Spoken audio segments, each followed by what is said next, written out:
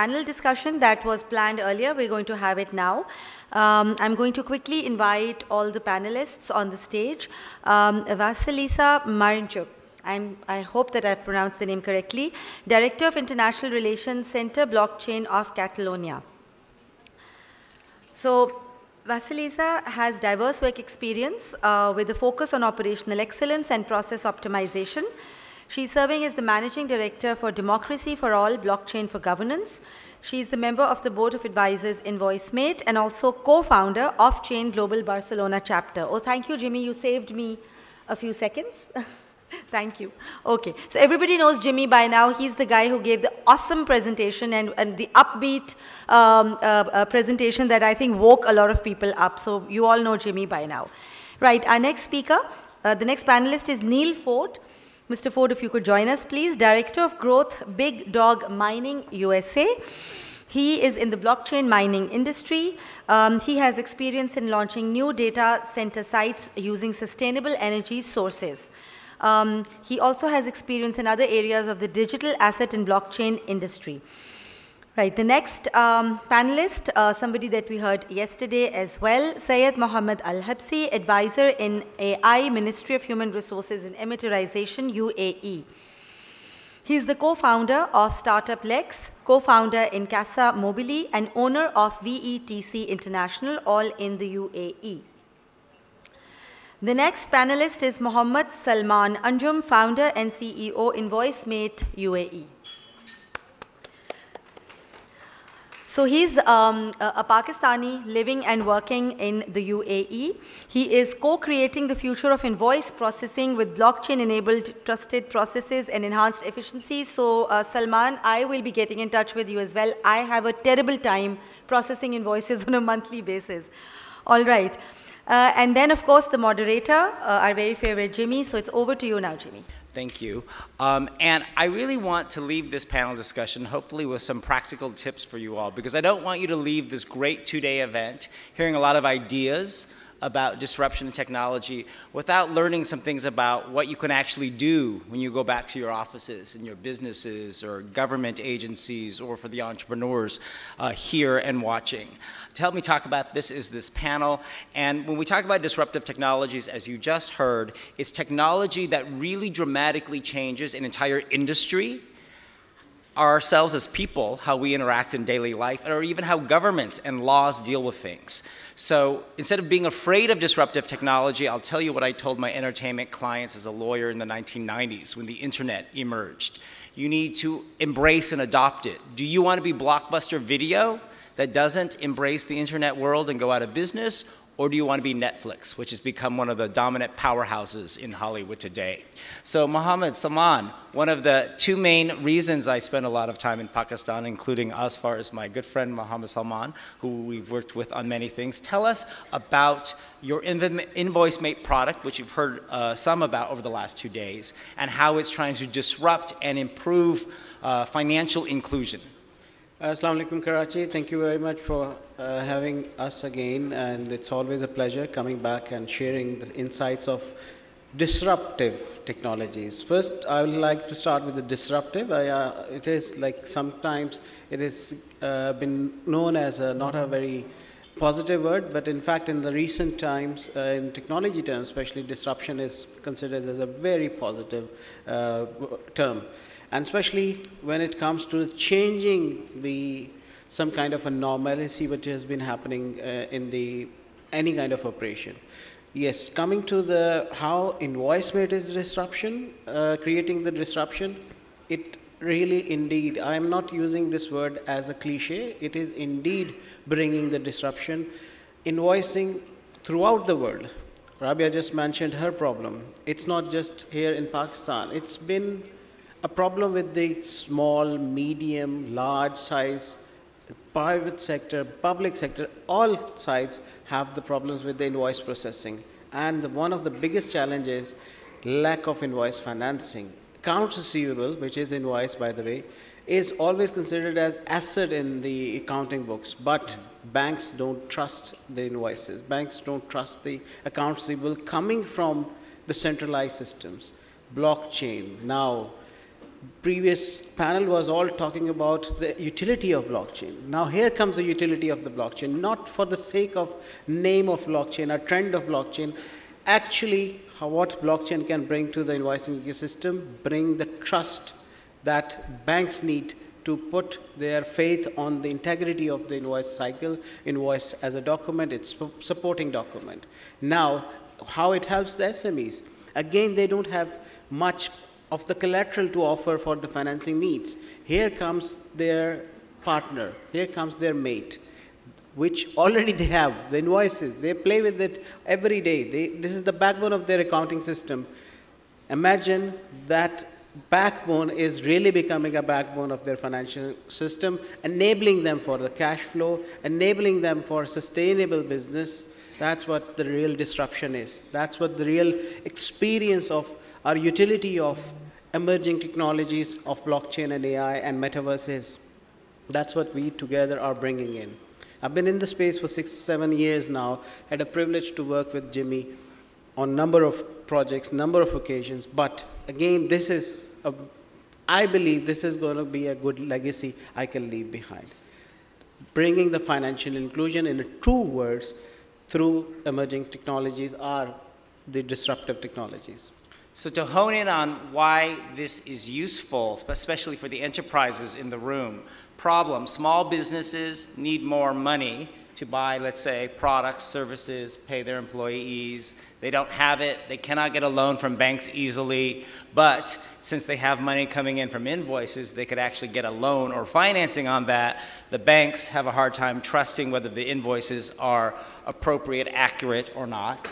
And that process of due diligence can take a long time. And in some industries, for example, the garment industry, this is very important.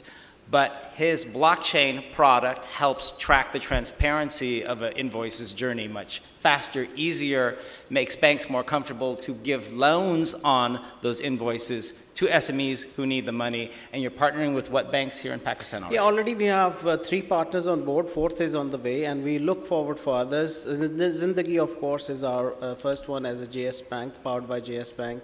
Mobilink Microfinance Bank from the Jazz family is already, we are very close to launch with them rather, not just signed, we are close to launch with them next month.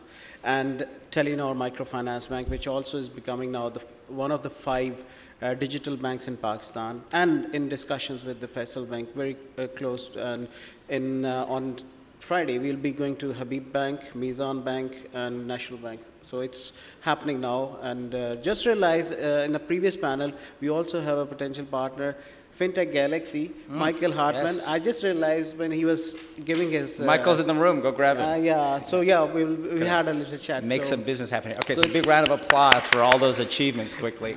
So the lesson, tip on that, especially for the bigger companies in the room or watching, often big enterprises and their CTOs and CFOs are afraid to branch out to new disruptive technology.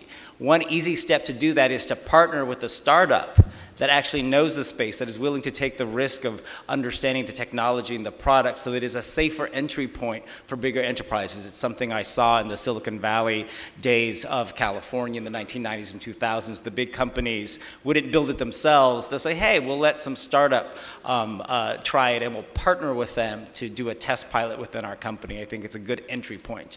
All right, let's jump to Vasilisa. Vasilisa helps lead international relations at the Blockchain Center of Catalonia in Spain, but she's got a number of other projects she's interested in the metaverse world. Tell us about one of them. Hello. Hello, everybody. Well, Jimmy, today I want to be a little bit more philosophical, especially taking into account the topic, the future, the disruption. So, I mean, around this room, we have these 2 words going together, future and disruption. Why? Did we ask ourselves ever, like, why do we need to disrupt things? Right. Why is this important? My answer is to sustain the future. What is the future? The future is in the hands of our children, and so is our legacy. And what do we do with this today is a great question. We have to guide them. We have to guide them properly. And lots of speakers before me were talking about children, the importance, how we can help them, the heritage. which we're given to them, which we are passing by. Here in Pakistan, in Russia, where I'm coming from, in Europe, in Middle East, all over the place. The project which I'm currently pulling up is a foundation named Anima Heritage Foundation, which mission is to save the human heritage for the kids in the metaverse environment in the hyper-realistic way. Why is this? I will give you one example from the history of the humanity. One of my favorites. My favorite city in the world, unfortunately not in Pakistan, it's in Italy, it's Florence. Florence is an amazing city if you've ever been there. It's a true cultural heritage of the humanity. When in the Second World War, Hitler was leaving the place, basically moved by the troops of the other armies, he said to basically bomb all the bridges so that they can step away, except one, Ponte Vecchio. The Ponte Vecchio bridge is one of the oldest bridges. It's a golden bridge, right? There are lots of mini shops there, super beautiful. And he forbade to his army to bomb it. Why? Because he appreciated the beauty of this bridge and how important it is. And he said that it would be even a worse crime. And he was a horrible person. I'm not going to justify him anything, but feel the power of the culture appreciation, of the heritage appreciation. I trust this is something we have to pass to our children. We live in one planet. We share one common world, and we have one common heritage. Heritage of my country is not mine, it's yours. Heritage of your country is not yours, it's mine. And I have to appreciate it, and I have to respect it. And only then we can value it. This is what we can pass to our children. So with this saying, the foundation which we are working on right now, and I invite all of you to join us as sponsors, as steering committee members, as heritage committee members. All of this we can do with our children. We can create the spaces, preserving buildings, preserving songs, cooking, and anything you think and consider part of your culture, part of your heritage, where they can experience it in controlled environment with their teachers without interruption from the outskirts, right? And we can deliver them this in the most realistic manner with the glasses provided and everything to the schools. This is what we want to do, and I think we can do it only together. We cannot do it alone. We have best experts, best technologies already there. We just need you to help us to take it further. So basically Derek Hugenkamp's point, which is, for the metaverse, kids need it to be interested in things they may not otherwise be interested in. How do you answer the potential criticism that some people would say, which is you're dealing with, culture, religion, historic places like the Ponte Vecchio and Firenze? Doesn't it cheapen it by making it digitized in a virtual world? I don't think so. Think about this. In 2022, we had 2 billion kids in the world, from the age from 0, like infancy, till 14 years old. 2 billion people who will form and shape the world in the future. Generally, in 2019, before COVID, all around the world, only 1 out of 6 people ever traveled outside of his country. How can you appreciate, how can you understand something when you never saw it? But you have economical reasons, health issues, any other reasons why you cannot do this. But the way you can do it now is the metaverse. Again, metaverse is not something to replace the real world. It's to extend it, to make it more accessible for those who cannot travel for so many reasons. So I don't see any criticism in this. I see it's more entertaining, and I see it's more educational, the only way.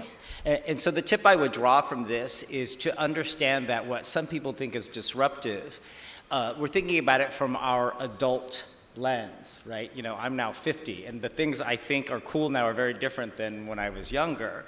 And so a lot of this technology is, you have to get out of the mindset of your adult head and think, what is the young generation going to want, or would they use it? So what we think is disruptive is just a different human behavior that will be trained with new technology, just like we use smartphones differently than we did when cell phones first came out that were StarTacs.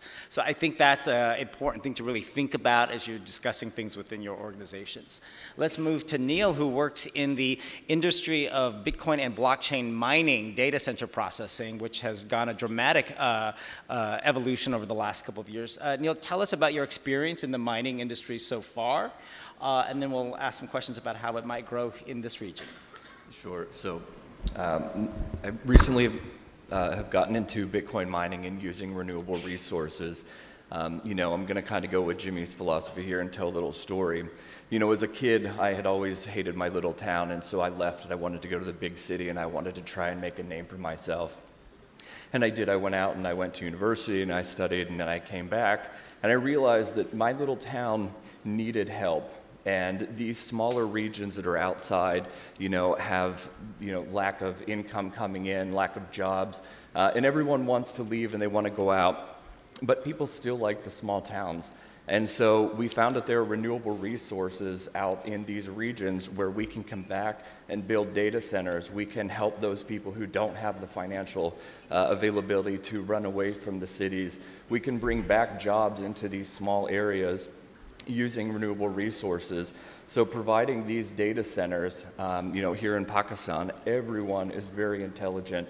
They know how to run computers, smartphones, and other things like that. These data centers can be run by, people in these small towns and give them the prosperity and availability to keep continually living in these small areas. Where are you from, by the way, since people may not know the geography of very rural farm town USA? So Pennsylvania, it's the state right below New York. We're very rich in natural gas. And I did notice that there are lots of regions here in Pakistan that have shale gas that's available to them as well. If you're unable to pipe that gas into the production lines, what you can do is you can put a data center on there, and you can also use generators to convert that gas right into power right there. So you don't have to worry about your renewable resources being stuck. You can tap those resources down where they're at and use those.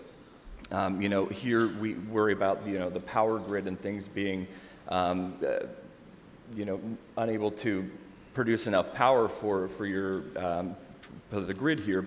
Bitcoin mining and cryptocurrency mining, there's also this thing called curtailment, where what you do is whenever you experience a crisis, you will call the big mining operations and say, hey, stop producing power, stop running your operations, and then what we'll do is then we can push the power back into the grid. You can do that with solar power. You can also do that with wind turbines. That's one of the largest generations of renewable resources that people are starting to look to, which would be a great opportunity here. All right. So while there is a lot of concern and criticism about the environmental sustainability of Bitcoin blockchain data mining, what we're seeing across the world is a trend in finding ways to use untapped, otherwise unused sources of renewable energy, such as natural gas, hydro, solar power, to power data centers that can actually sustain jobs and economy in rural areas. Final question to Neil right now. How many people live in your hometown in Pennsylvania? About 752. 752. So you've made it now to Karachi. Let's go to Saeed. Saeed, we heard from yesterday in his capacity as an advisor to one of the leading ministries in the UAE, and we've also had the privilege to do a number of things together. I want to focus today on having you talk to our audience about your role as an entrepreneur and investor in technology businesses. Tell us what kinds of disruptive technologies you're interested in, and if you mind telling us that are already in your investment or business portfolio, and what kinds of disruptive technologies do you think will be most promising for people in Pakistan and the companies here to adopt? Thank you, Jimmy, and good morning, everyone. Starting as my role as a government, that journey with the government give me a lot of experience to see a lot of opportunity in the market, especially in the disruptive technologies. what we had studies in artificial intelligence or blockchain technology, and what we have seen in the reality when we visit, for example, Facebook or Google, or we are also exploring more opportunity to bring it to our country as a solution for the government. That way, give me a chance to open a new market for us as an entrepreneur, to see a new opportunity to invest on it. I remember the first time I invested as a disruption technologies as a company was a machine learning company that provide a solution in the healthcare was in 2015. That was my first investment in the disruption technologies in the healthcare. That was giving me a lot of experience how it is this as a new technology doing in the healthcare, how can help the people in the healthcare, as even our colleague Derek mentioned earlier, it is using the machine learning for good. Here's like a small story with this investment, what I did it in the first time in 2015. We bring these technologies especially for the people who are suffering in diabetes. So the people who have the diabetes, like after like 5 or 10 years, their retina in the eye affected. So by the time they losing the chance to see also. So we use the machine learning to early detect of the affected of the retina. So we brought the technologies to the Dubai, the DHA, Dubai Health Authority. We showed them the value of the project. They said we need to proof of the concept. We did the proof of the concept by showing the result. We have a lot of resiliency from the hospital itself because you are taking part of their job. But when we came to have a dialogue with the doctors, that is not taking your job. It is enhancing and make more efficiency in your job. They accepted. But what surprised me actually, when we use the technologies for good, after we prove our concept and prove our value, and they like the project, they said, Saeed, we would like to have a partnership with you. We will take the technology what we have it, but we will not implement it here in Dubai only. We have a program called Noor Dubai. Noor Dubai is the program initiated by the Dubai government to help the African people who have suffering from the eye, who losing their eye, and they are providing them the cure to regain to see again. So they said, rather than to put a lot of investment to cure them, let's detect it in the earliest stage. At least we save the time and save also the money in that area. There where I see the potential where this technology can be participate in for the good, not only as an investment. So we always follow our leadership strategy. Where is the good? Where is the new market? Where is the business? We'll start to invest. Later, we have the blockchain technologies as a disruptive technologies. We have looking as InvoiceMate as one of the opportunity to invest on it and to bring it to other countries to show the value, to show the concept, how the blockchain can create a new market and how create to the banks itself a new stream of their business. So you are, one of the principals now of InvoiceMate and are supporting it with your time, relationships, and most importantly, your money as an investor. A lot of people in this room, whether they're entrepreneurs or the bigger businesses in the room, want to get partnerships or investment from foreign leaders, especially people from the UAE. Tell them what would best attract your attention. Actually, the best exercise here, what we always doing in UAE, to look to the best practice as a country.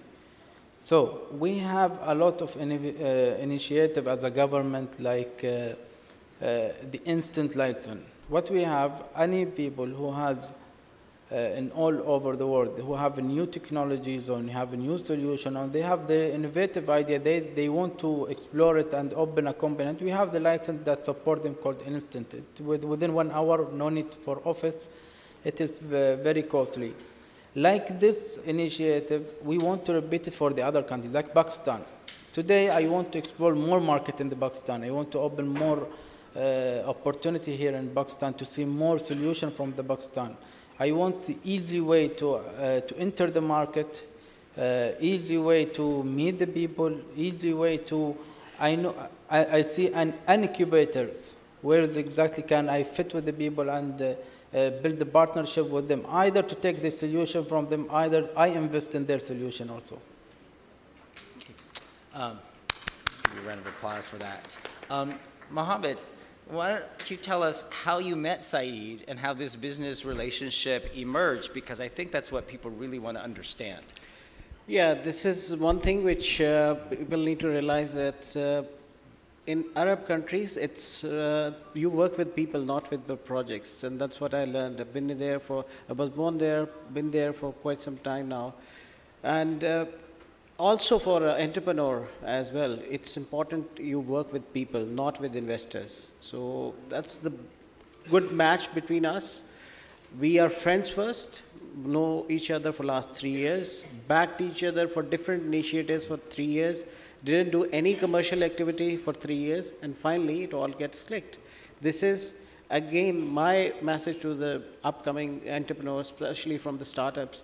If they were like always going for money, then okay, it's a very short-term approach. If you want to go for a sustainable relationship which will last generations, then okay, go for a relationship first. We traveled almost, I think, every continent, many countries together. Never realized that one day it will become a common journey. So that's how you need to build up relationship without any intention that, okay, tomorrow it will get converted into the commercial experience. No, if it is in your lines, it will come. And we have some common friends. We tried to do some commercial things together, but it didn't work because not in lines till now. Maybe tomorrow, yes. So that's my message to all the entrepreneurs who want to work with the Gulf countries. Don't reach out to them for their money. Reach out to them for value.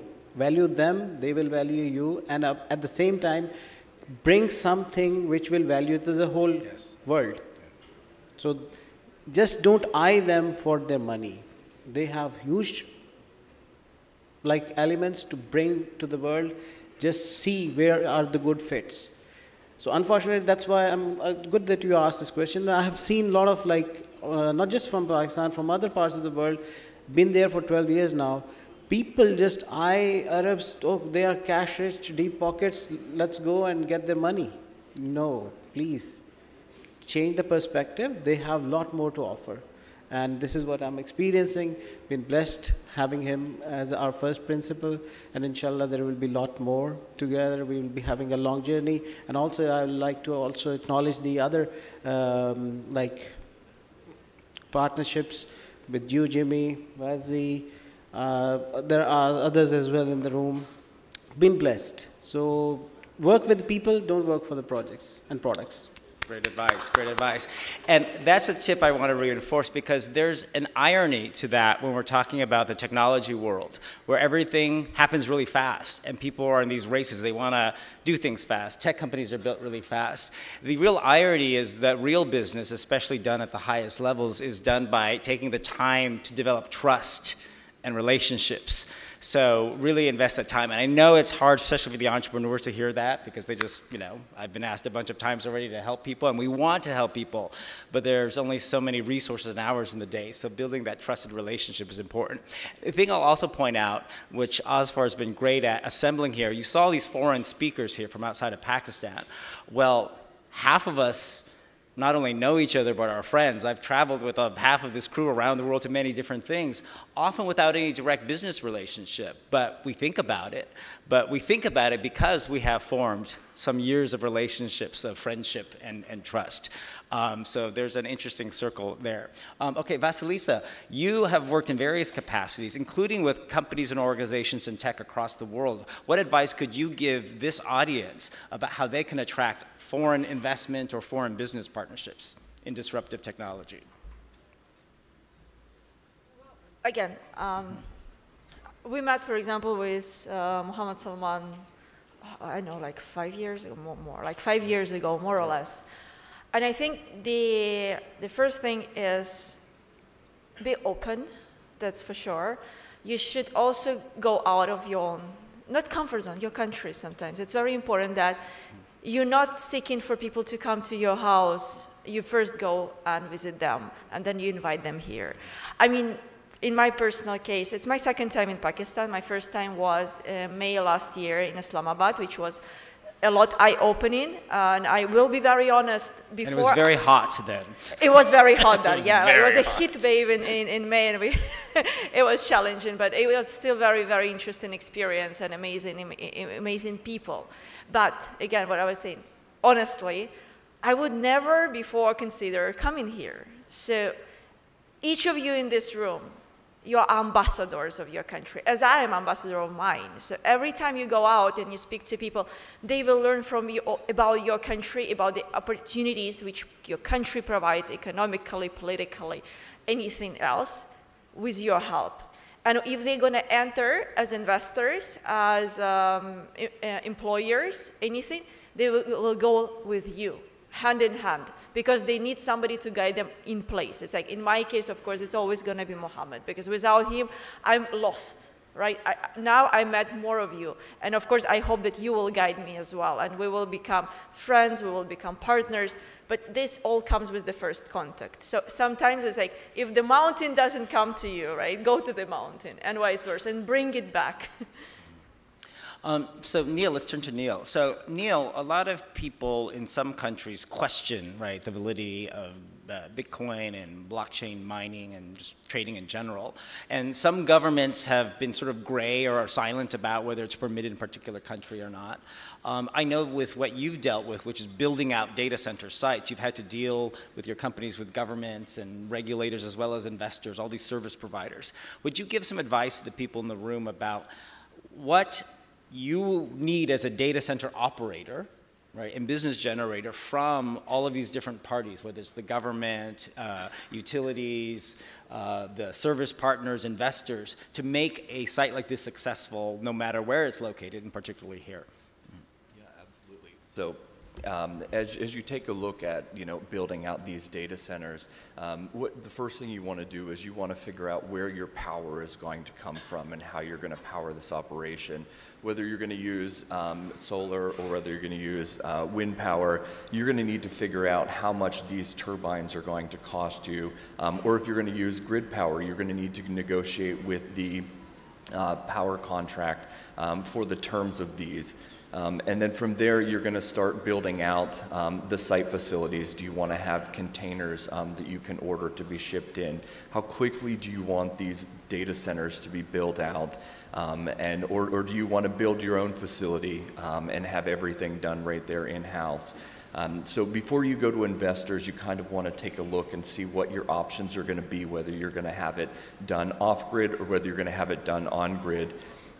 Because when you go to investors, they're going to want to know basically how much does it cost, how long is it going to take for your return on investment, and other things like that, because it is actually pretty costly to build these data centers out. To build about a 3 megawatt facility, which holds about 900 computing machines in the US, we're averaging about a $5 million cost. So you have to worry about overhead and everything else like that. Here you're very lucky where you can house many people who are, you know, very smart and can quickly mobilize things like getting everything done from A to Z, from completion of building out the site to procuring those items. Okay. And let's talk a bit about how these data centers can be useful for many things, right? When you're creating a data center, obviously it can be very profitable for Bitcoin mining because there's an immediate, you know, trading of a digital asset. But as people build these data centers, are you seeing clients and businesses considering use of them for more things in the data space? People are still looking for, you know, other opportunities to build with them because they're all energy intensive. And, you know, you look at the digital assets, you know, price like, you know, Derek had mentioned, they go up one day, they're 1,000% up, and next thing you know, they're at zero. So you want to take these data centers and you don't want to have just single, you know, an asset that you put into. So I would suggest that you have multiple assets which you are, mining for there. And there's also things that you can do with them. You can have AI opportunities in there. All of these computers are very specialized, so they're just running, normally day to day. You can also put machine learning in there.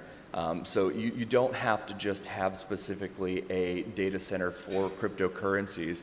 You can use them for a wide range of things. Yeah, and I think that's the thing I wanted to underline, which is while a disruptive technology such as Bitcoin, digital currency, may trigger this growth of mining data centers, people are looking to use them for what you would consider more enterprise level data applications. In fact, Saeed, we're seeing data centers being built in the UAE, right, for Bitcoin and blockchain mining, but also for AI, machine learning usage. Is that right? Yes, actually there is three areas they are focusing on it in UAE, in Abu Dhabi one, and in Dubai and Ras Al Khaimah to building the mining data center. That's acknowledging from the needs of the implement these technologies to one of them, as Neil's, creating more jobs for it. More jobs, yeah. Yeah, and they make useful of the even the energy. Like in Ras Al Khaimah, 80% from there, what they are planning to have the mining data center, the 80% is covered by solar energy, which is helping even the energy to not only as a technology, as a mining technology, even as energy. Even in Abu Dhabi, they are using the water one. I don't know exactly how they're using their technology, but there is technology brought by Chinese people. They are using the energy by water, by the sea.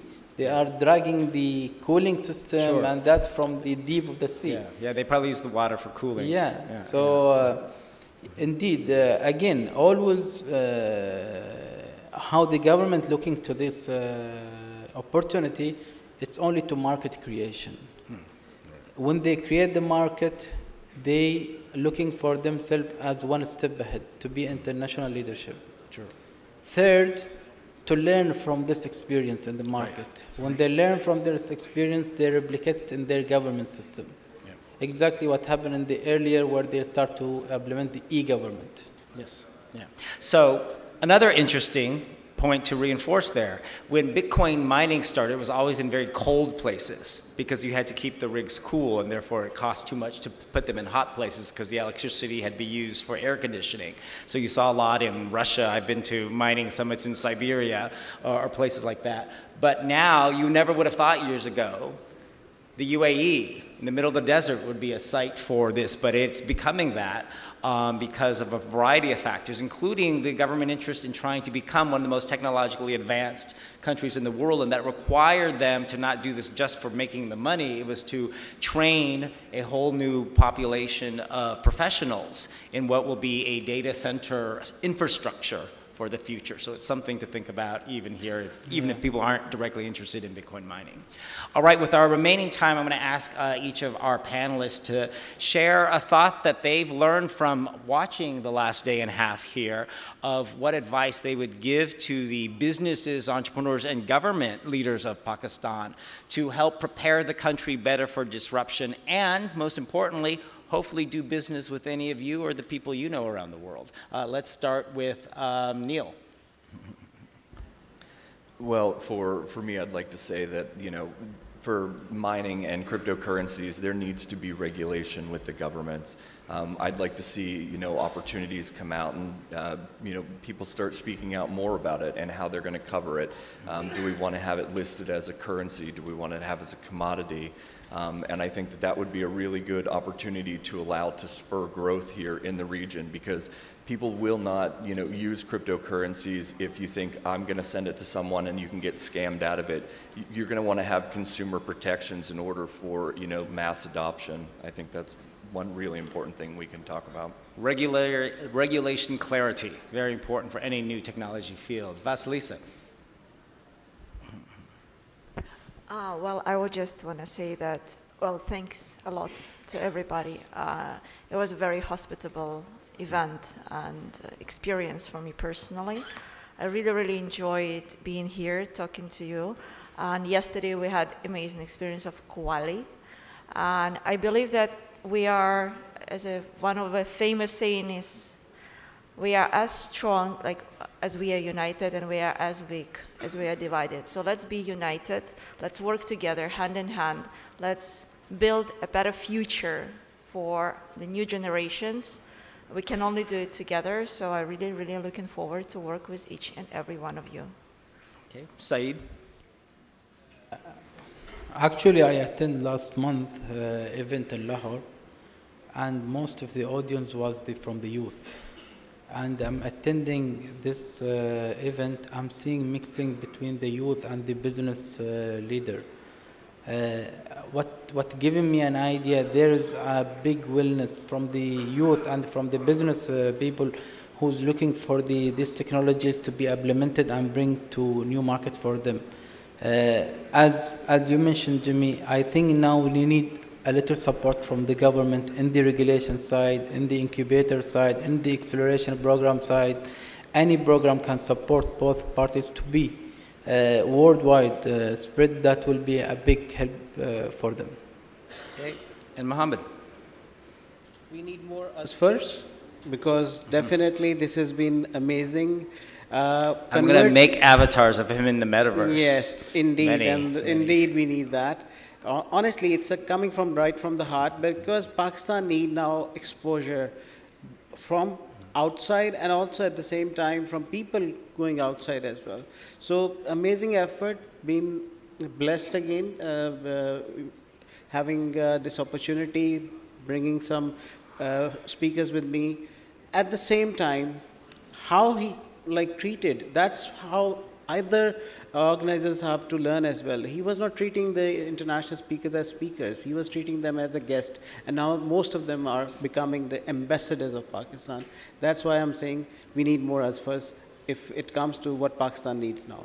I know, I can't wait to make my Asfartar.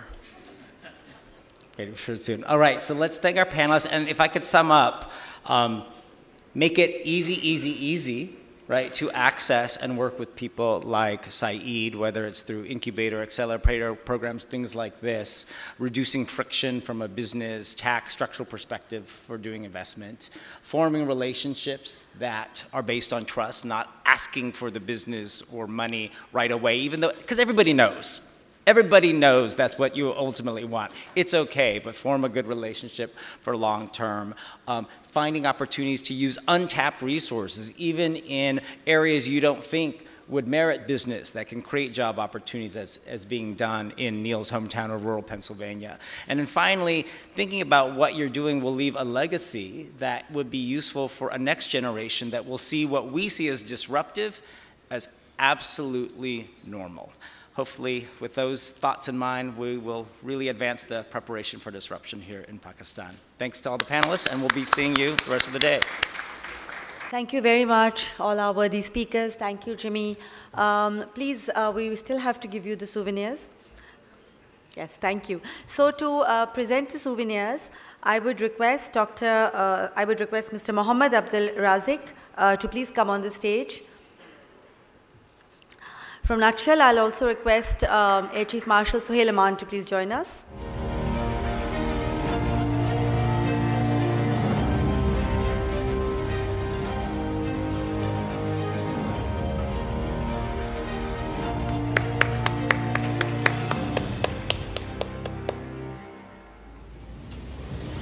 Mr. Neil Ford.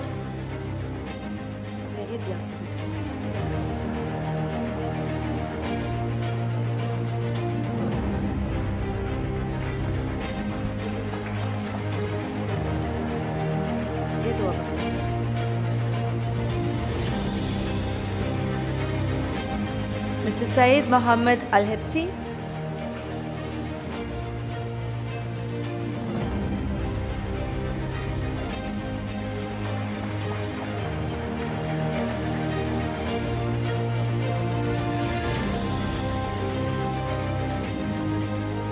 Mr. Mohammed Salman Anjum.